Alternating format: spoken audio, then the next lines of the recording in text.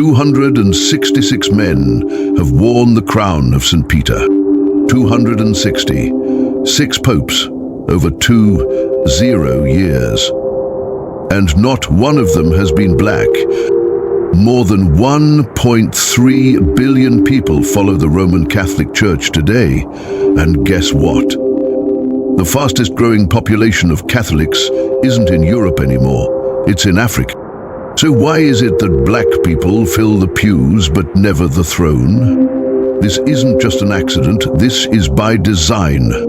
A hidden design that's older than any cathedral, more powerful than any sermon, and more uncomfortable than any confession ever whispered in a box.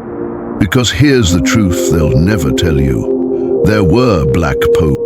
They've been erased.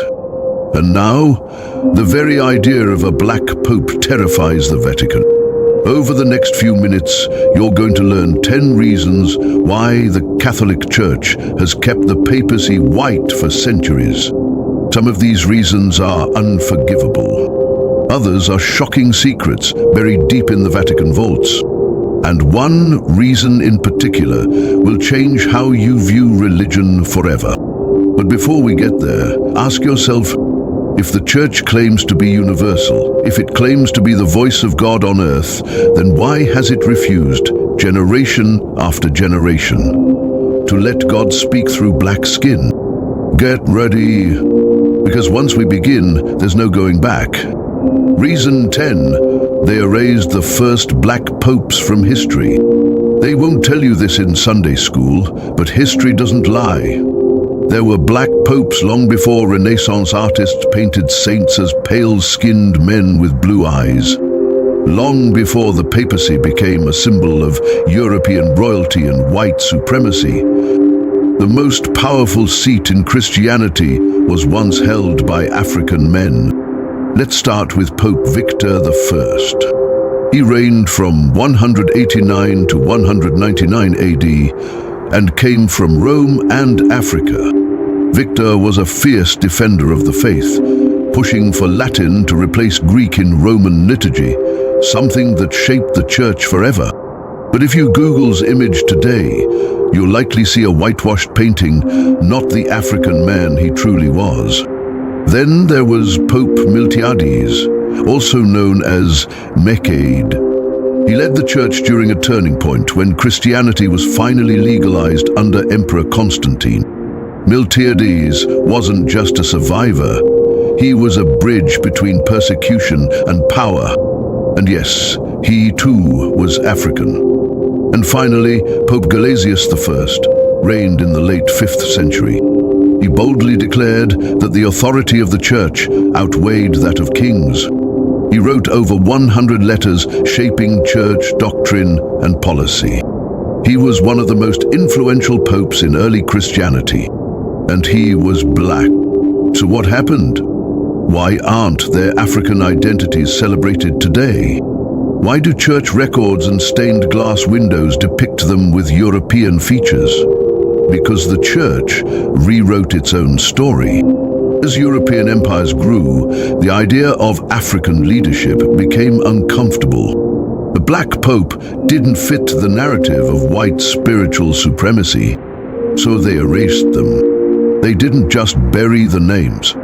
They painted over their faces. They rewrote the scriptures of history. They made sure that no little black boy growing up in the faith would ever see himself wearing the papal crown. And once that erasure was complete, the door to the papacy slammed shut on black skin.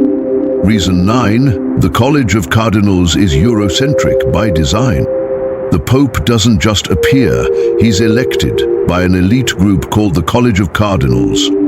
And here's where the system quietly locks the door on diversity. Right now, there are over 200 cardinals in the world. But guess what? The majority of the voting power, the ones who actually choose the next pope, still lies in the hands of Europeans.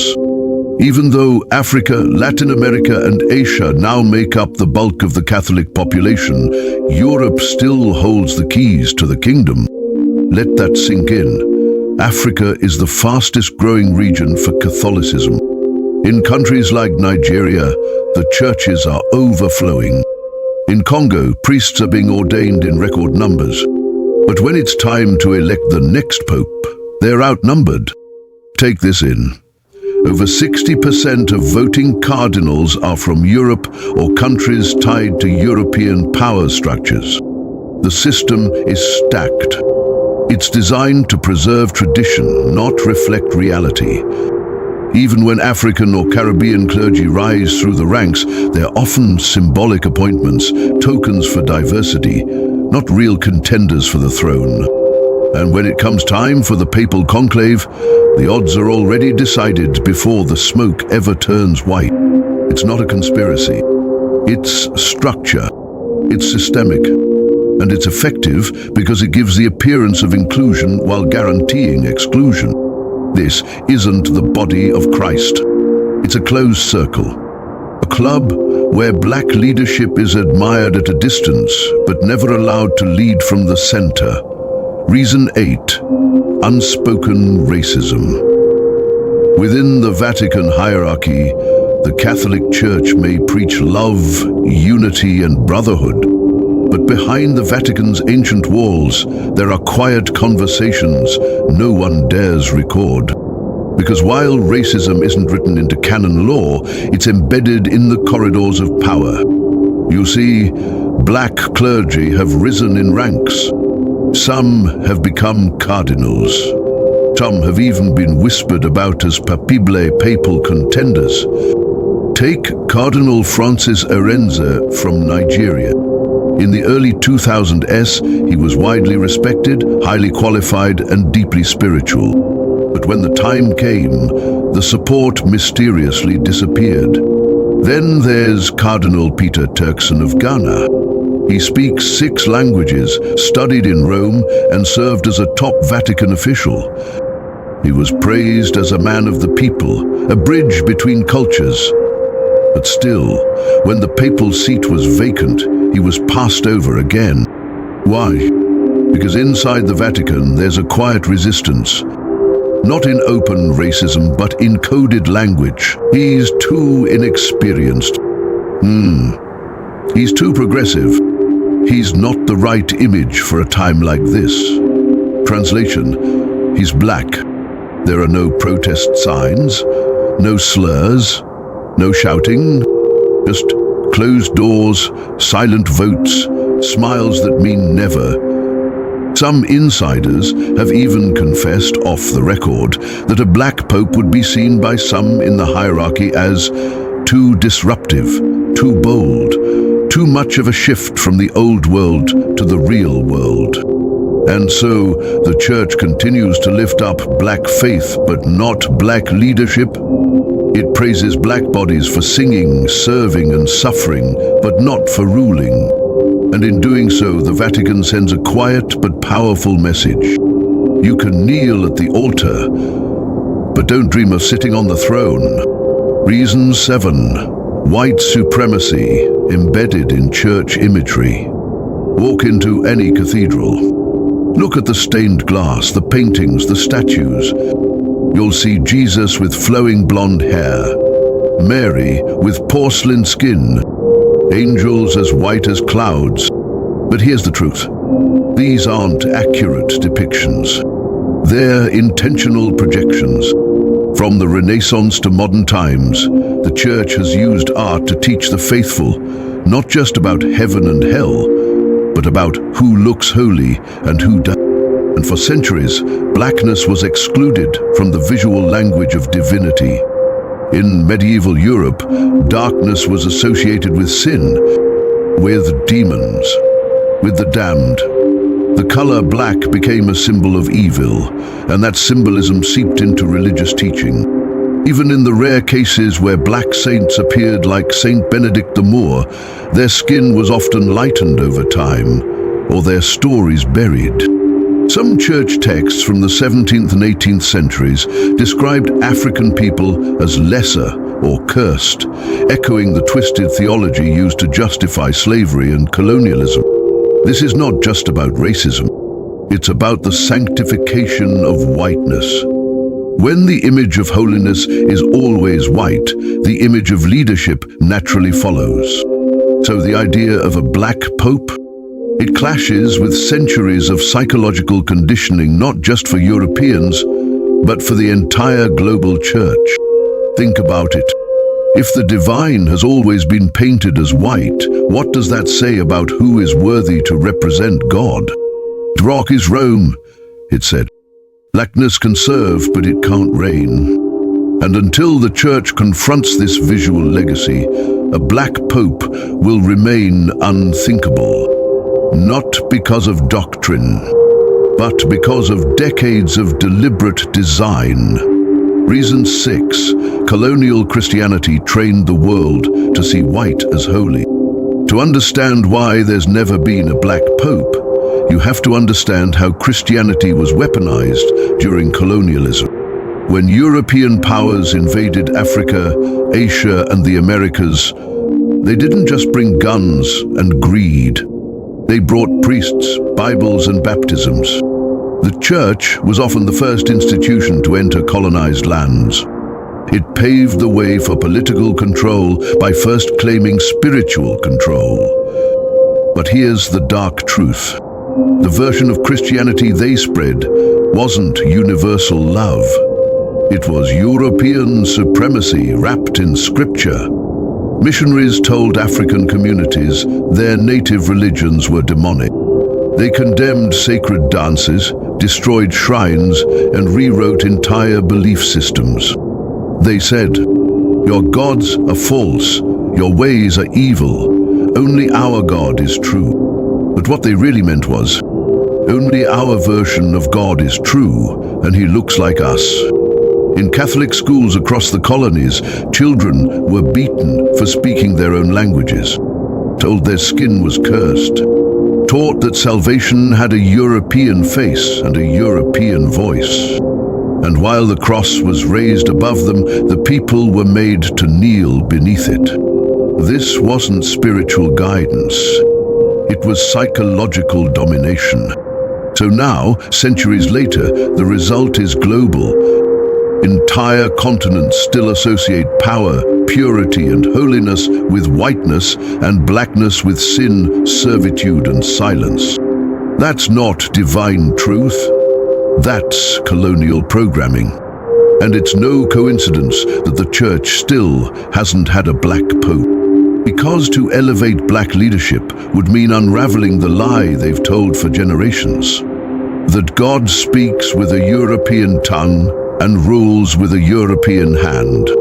Reason 5. The fear of a global image shift. A black pope wouldn't just be a change in complexion. It'd be a revolution in perception.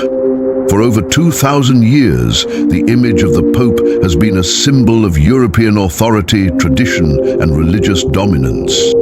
He's not just a man in white robes. He's the face of global Catholicism, the spiritual CEO of 1 billion souls. Now imagine that face being to the Vatican's inner circle and to many conservative factions across Europe and the Americas. That's not just uncomfortable. It's unthinkable, because a black pope would do more than break tradition. He would shift the center of gravity away from Rome and toward Africa. He would be a walking, breathing contradiction to everything the colonial church taught. A living reminder that holiness isn't pale, that leadership doesn't need Latin bloodlines, that God doesn't speak with a European accent. And that terrifies the old guard, because a black pope might challenge long-standing injustices. He might speak openly about the church's role in slavery, colonization, and racism. He might call for reparations, reform, and representation, not just inside the church, but across the entire global structure. He might bring a new theology, one rooted in liberation, in justice, in truth. And to those who've built empires on silence and control, that's a threat. Not because he wouldn't be qualified, but because he wouldn't be silent. A black pope would symbolize the end of the white monopoly over moral authority. And for those clinging to power under the guise of purity, that's the real fear. Reason 4: secret papal politics and power deals. When most people think of the papacy, they imagine divine inspiration, sacred votes, and white smoke rising in holy silence. But behind the scenes, it's not just prayer that chooses the next pope, it's politics. The College of Cardinals isn't a spiritual sanctuary.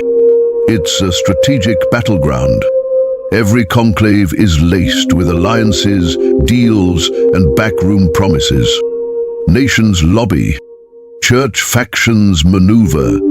Power blocks form, just like in any political election. Now ask yourself, in a system where influence, networking, and access determine everything, where do most African or black cardinals stand? On the outside. Unlike European candidates, many African leaders don't have the same elite connections. They aren't part of the Roman inner circle.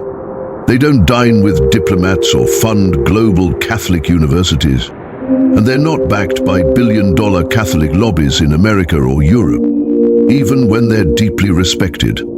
Even when they've led with integrity and vision, they enter the conclave already outnumbered and outfinanced.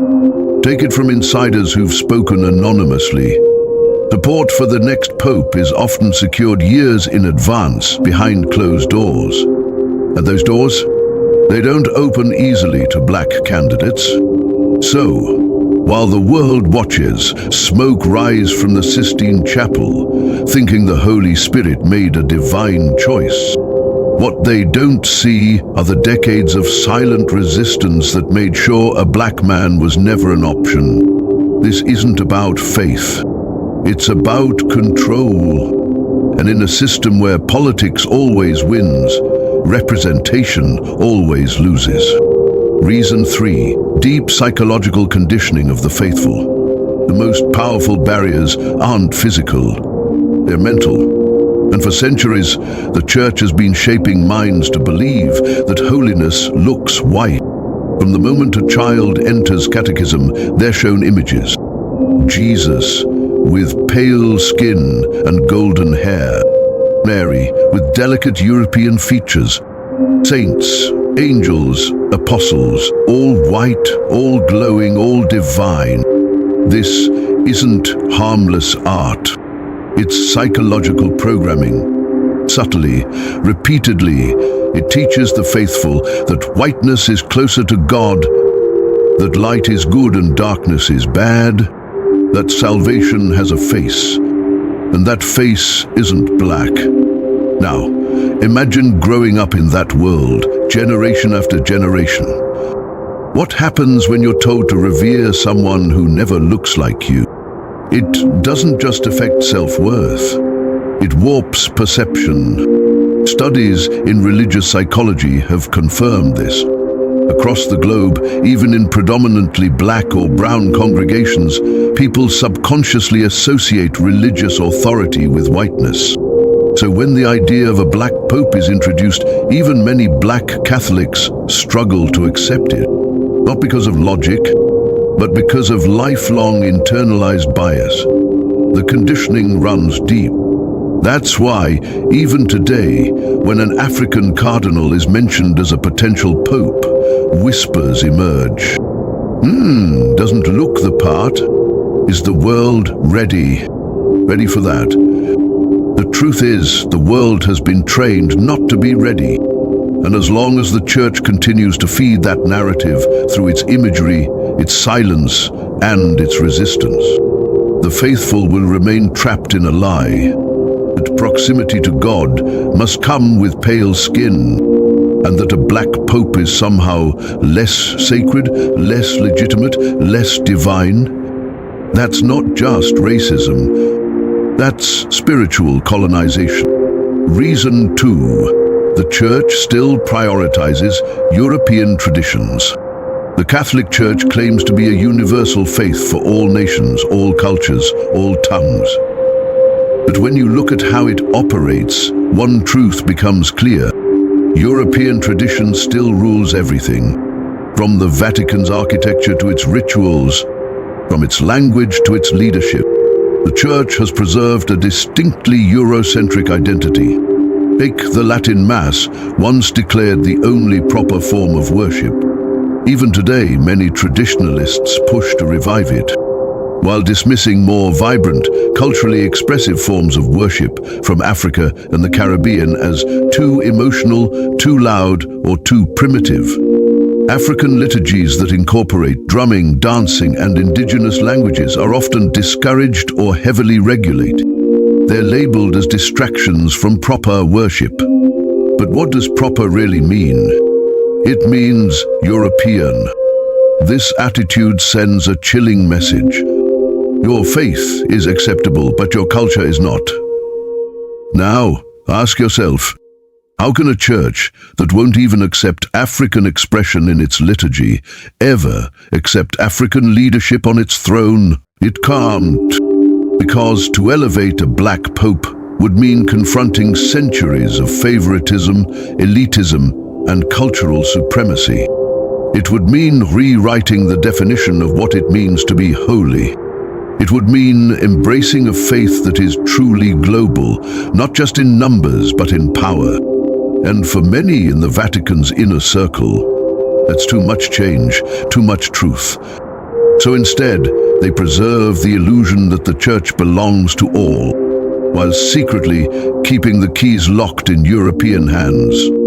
Reason 1. The Vatican fears losing control. At the core of it all, beneath the robes, rituals, and reverent silence, lies a brutal truth.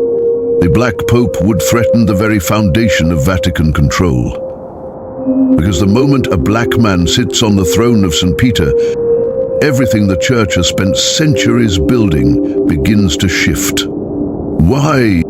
Because that man wouldn't just represent spiritual authority. He'd become a global symbol of justice, history, and change. A black pope might demand truth about the Church's role in the transatlantic slave trade. He might force the Vatican to confront how it blessed colonizers while Africans were chained. He might ask where the stolen gold went, or why reparations have never been discussed. He might open the archives. He might name names. He might preach sermons that ignite movements across the global South. And he might even redistribute attention, power, and resources from Europe to Africa, from Rome to Rwanda, but cathedrals to villages, from tradition to truth. And that, for many in the Vatican's ruling class, is terrifying. Because for centuries the Church has relied on control through illusion. An illusion that says holiness wears white, that leadership must come from the West, that the global South is the heart of faith, but never the head. A black pope would shatter that illusion in one appearance, one speech, one blessing. He would signal a new era, one where the oppressed no longer kneel, but rise. That's not just a change of guard, it's a change of world order. And that's why, no matter how faithful, how qualified, or how divinely anointed a black candidate may be, the Vatican fears what his election would unleash, not just within the Church, but across the entire earth. The truth is clear. This isn't just about religion. It's about power, history, and who's allowed to lead. Will we ever see a black pope? Not unless the Church is willing to confront everything it's tried to hide. If this opened your eyes, subscribe for more hidden truths they don't want you to know. And drop a comment telling us where in the world you're watching from.